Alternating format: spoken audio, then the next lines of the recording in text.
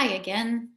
I think last month I started describing a few phrases from long ago and from other cultures that are very useful today. Some of the phrases that existed long before our new cultural kind of memes that we see most of the time on Facebook or scrolling through our phones or wherever. And so I think last month, the one I used was Don't Squeeze the Cactus, which is a great one. Very few words, and you get the picture.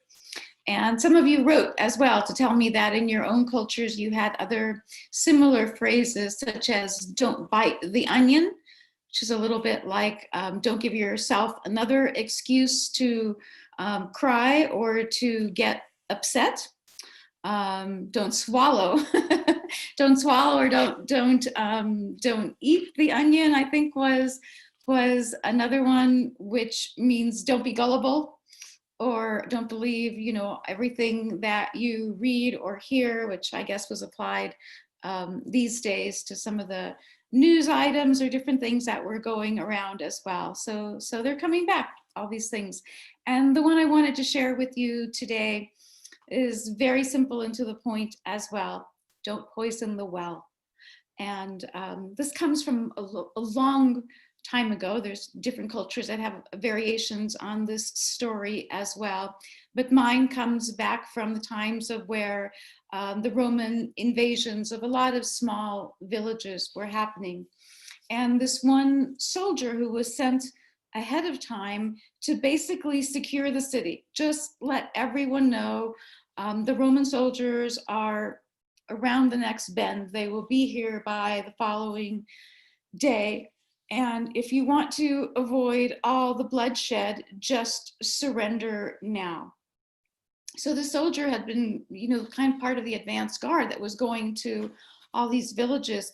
And he was so tired of all of the bloodshed and seeing how it was going to go and how the small villages would do their best to put up a fight and end up in bloodshed. And he knew that he had to do his job or that he would die. Um, and he was hoping to, for once, avoid the bloodshed. So instead, something along the lines of what he did was to have this poison, and he put it down the well, the main well that all of the townspeople used in the center square. And of course, all of the people took water from that well, and they were all poisoned, and they all died.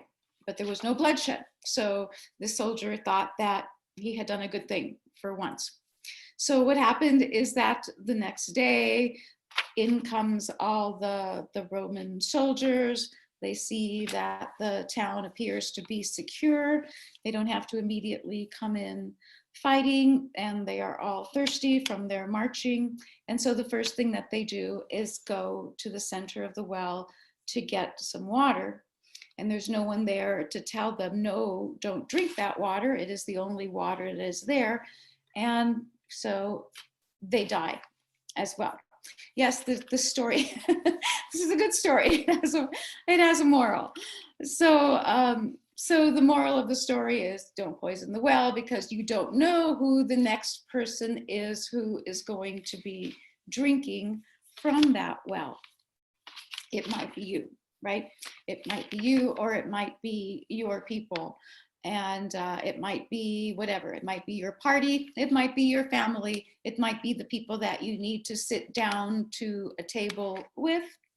It might be the people you work with. It might be any one of these things. So the idea then is not to poison our own well with our words, not to poison our words or our own thoughts as much as possible, to keep that clear.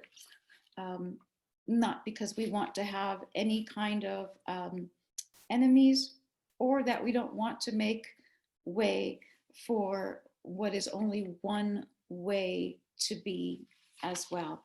So these are very few words as well, or maybe a lot in this case, but I think you get the idea. Poison affects everybody. Poison words, poison pen, all of that. Okay, that's it for today. More later. Bye.